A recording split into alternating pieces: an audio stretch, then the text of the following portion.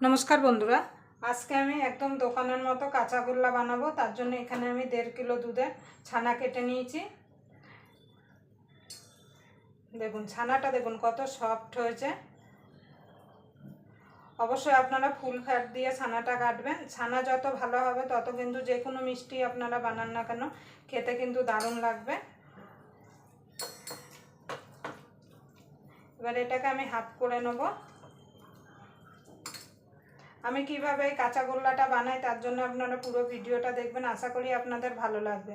যদি ভিডিওটা দেখে যদি আপনাদের ভালো লাগে তাহলে অবশ্যই একটা লাইক করবেন, শেয়ার করবেন আর চ্যানেলটা অবশ্যই সাবস্ক্রাইব করে নেবেন। আর পাশের বেল আইকনটা অবশ্যই বাজিয়ে দেবেন আমি যখন কোনো নিত্য নতুন রেসিপি আপলোড করব সবার আগে পাওয়ার জন্য। দেখুন বন্ধু, ছানাটা হাফ করে নিয়েছি। এবার হাফ ছানাটা একটু মেখে নেব, মানে এই হাতের তালু দিয়ে এইভাবে এইভাবে হাফ ছানাটা আমি সরিয়ে রাখবো একটা পাত্রে। আর হাফ ছানাটা এইভাবে হাতের তালু দিয়ে একটু মেখে নেব।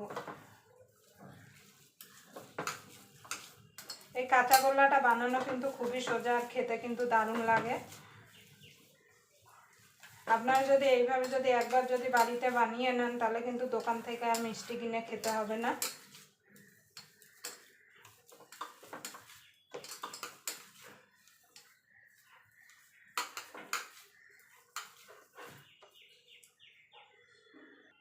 দেখুন বন্ধুরা, ছানাটা ভালো করে মেখে নিয়েছি। এবার একটা ফ্রাই প্যান নিয়ে নিয়েছি, ছানাটা দিয়ে দেবো।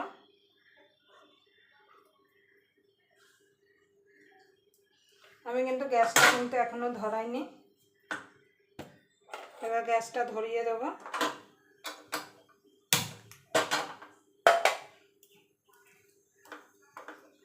গ্যাসটা লো টু মিডিয়ামে রাখতে হবে। এখানে কনডেন্স মিল্ক দিয়ে দেবো। চিনি দিলে কিন্তু হবে না, অবশ্যই কিন্তু কনডেন্স মিল্ক দিতে হবে। এটা আমার কেনা,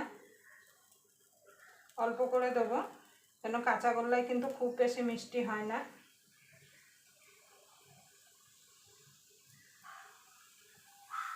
আর এটা ফ্রিজে ছিল তো অনেকটা মানে গাঢ় হয়ে গেছে। এবার ভালো করে মিশিয়ে নেব। গ্যাসটা কিন্তু লো টু মিডিয়ামে রাখতে হবে। এবার ভালো করে মিশিয়ে নিয়ে এটা ততক্ষণ জাল দেব যতক্ষণ ফ্রাই প্যান থেকে ছেড়ে না আসছে, ততক্ষণ কিন্তু জাল দিয়ে নিতে হবে। একদম কিন্তু শুকিয়ে ফেললেও কিন্তু হবে না।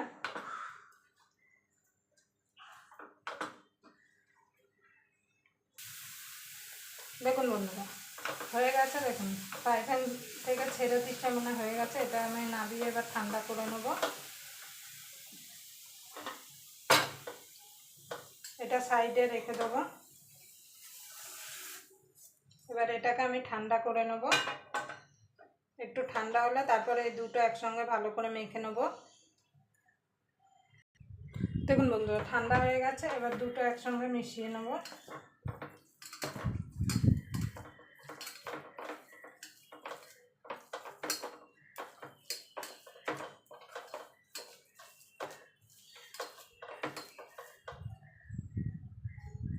দেখুন বন্ধুরা, ভালো করে মেখে নিয়েছি। এবার আমি লেচি কেটে নেবো। আপনারা যেমন সাইজ করবেন সেই বুঝে এখানে মানে লেচিটা কেটে নেবেন।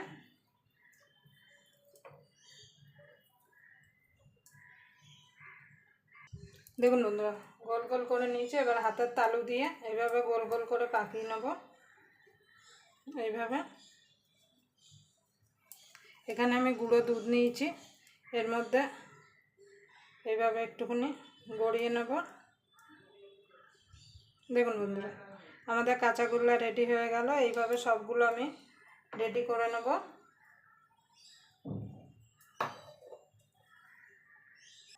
দেখুন বন্ধুরা, সবগুলো আমি রেডি করে নিয়েছি। একটা কেটে আপনাদের দেখাচ্ছি আমি। দেখুন দেখুন কত সুন্দর হয়েছে। দেখুন দেখুন যেমন নরম সেরকম সফট, আর মুখে দিলেই কিন্তু মিলিয়ে যাবে। আপনারা এইভাবে বাড়িতেই খুব সহজে বানিয়ে ফেলতে পারেন কাঁচাগোল্লা। মাত্র দুটো উপকরণেই কিন্তু তৈরি হয়ে যাবে দারুণ স্বাদের এই কাঁচাগোল্লা। আবার আপনাদের সঙ্গে কোনো নতুন রেসিপি নিয়ে দেখা হবে। ততক্ষণ পর্যন্ত আপনারা ভালো থাকবেন, সুস্থ থাকবেন।